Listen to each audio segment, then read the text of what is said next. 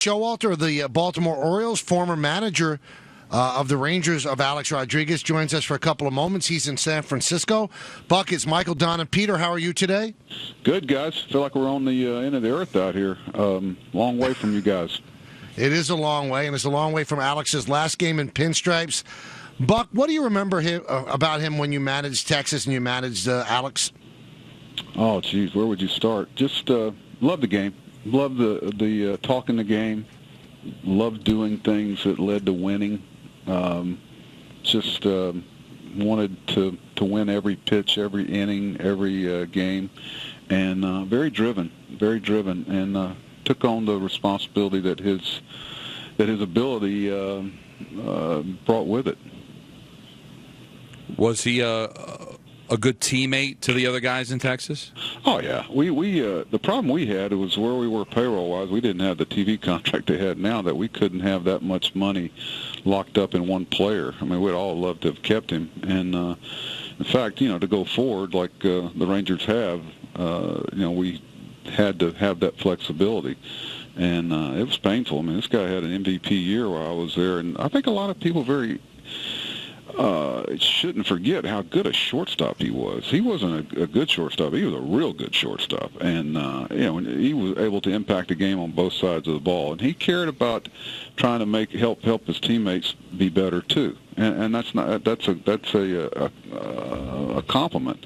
He was always there for the guys, and they could always approach him and talk to him about the game. Now, Buck, there have been stories written. I've never even asked you this off the air, that you and Alex didn't get along, that you butted heads because you're two headstrong guys. What was your relationship like? Well, I didn't look at it like that at all. He cared about our team being as good as possible, and we had that in common. That's why we had a good relationship, because, we both got frustrated when things didn't work out the way we wanted to at the end of 9 innings. But, that was a competitive thing that we shared. And, we weren't at the talent level that we needed to be, and I think it was frustrating for him and for us. And the thing that's so remarkable in his career is that the level of play that he's been able to continue into his late 30s, early 40s. That's just amazing. I mean, that tells you how driven he was. And you reach a point in your career, it's like I was talking to Jim Palmer today, where you're just not willing to do the work it takes to perform at the level needed, and that's not a knock. Everybody reaches that. Don Mattingly did it at an earlier age, and the other team, the pitcher on the mound's the guy that tells you when it's time. And Alex impacted a lot of people. Let's face it, none of us would like to have our lives judged by our worst decision. We've all stepped on our tails along the way, but I think as Alex has gotten older, and you can see the impact that he's trying to have on other people and make their path a little easier, and that's fun to watch. Buck, can you empathize with Joe Girardi trying to do the right thing for a ball club that still is alive for a playoff spot, and also trying to honor a guy's exit? Well, it's tough, and I'm not there. I'm not going to weigh in on something I don't know about, and it's tough for all parties, and that's why when you have a situation like this late in the season, I know what Joe's job description is. Trust me, and it's to win as many games and try to put your team in the playoffs to try to win, and he's the one that makes the decision on what's the best way to go with that every night, and. This too shall pass, but I guarantee you Joe's going to always have his priorities in the right place. Do you think that Alex could still play? He contends that he can still play. Well, he's a threat. I'm going to tell you, every time there's certain guys you look in the batting order, where are you? Where is he going to be? And you look at the matchups, and he's a threat. And he'll have some, I'll bet you when it's all said and done, he'll have some decisions to make, because you're always looking for that type of guy. Well, he's a free agent tomorrow, Buck. Would you guys be interested?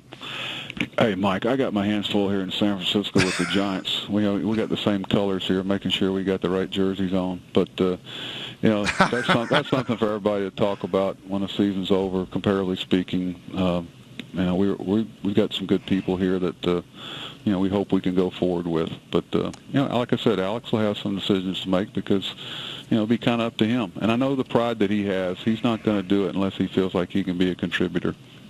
Very quickly, non-Alex question. I've heard that you're not thrilled with Tim Tebow trying to be a baseball player. Is that true? don't believe everything. God bless him. If he wants to do that, it's America. Thank goodness. He wants to go for it. Go for it. And I'll watch. I don't know how the guys down in AA and AAA feel, but it's the old thing. Play better. And crazier things have happened, and it'll make for great fodder for people to talk about. And I wish him well, and hope that he gets a chance to do it, because it'll make our game better if he can do it. Because we'll have people will come to the ballpark and they'll turn on the TV to watch it, and that's always bodes well for our game. So I wish him well. All right, we have about 30 seconds. I thought we just had 30 seconds. Sad day or happy day for Alex? You know what? I think it's probably going to be sad. The guy loves baseball. I mean, and there'll be some times where you're going to go, gosh, am I making the right call here? And but I'm glad to see that he's getting some consistent love from people. I really am, that people are, and he's handling it so well. I've watched enough of it, and it's been fun to watch, to see a guy that's meant so much to our game in a lot of ways to get some love back consistently, home and away. And I'm looking forward to him not being in their lineup, to be honest with you. Good luck in San Francisco, Buck. All right, Michael. Thanks for having me. Y'all take care. Thank you so much.